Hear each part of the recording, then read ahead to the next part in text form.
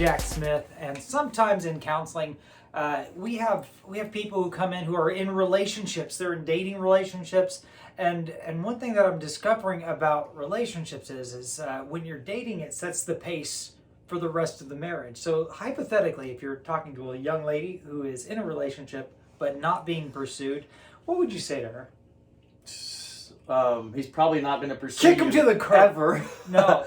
No, I think you're right. I think that the dating relationship almost kind of sets a precedence for what the marriage is going to be like. I like to tell teenagers that come in, I say, when you turn 18, you don't just all of a sudden gain adult skills.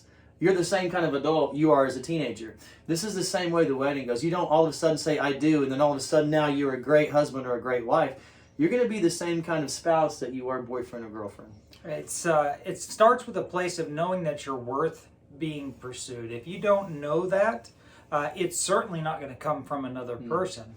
And so sometimes it begins by exploring who you are as a person, who you are in Christ. Yeah, absolutely. You have to have value. If you feel that you're valuable and you feel like that you have worth in this life, and of course that comes from God, then you won't settle for somebody that's not showing you that value and that worth. I agree with what Jack said earlier. If they're not pursuing you while you're dating and everything's all sparkly and butterflies, they're certainly not going to pursue you when you put a ring on them. And so keep that in mind.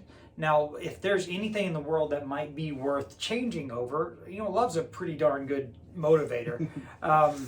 But changeability is a big part of a relationship. They say that dumb thing, don't marry someone who wants to change you, or don't marry someone to change them. Heck, my wife changes me all the time.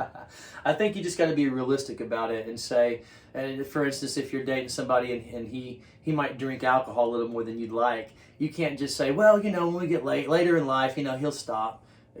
That's not really how you should approach it. You really should marry somebody that has the qualities that you want in life. Now, of course, nobody's going to be perfect. We can overlook things. We can work with things. But don't lie to yourself just to be accepted by somebody. Look at the evidence. If the evidence says that this person might be capable of change or willing to change, that's a good sign. But if all of the evidence points to they're pretty set, I don't know why you'd expect that to change. Learning to watch for patterns, learning to value yourself, sometimes that takes some work and some time. Jack is a therapist, and so am I, and we'd love to work with you on this kind of stuff.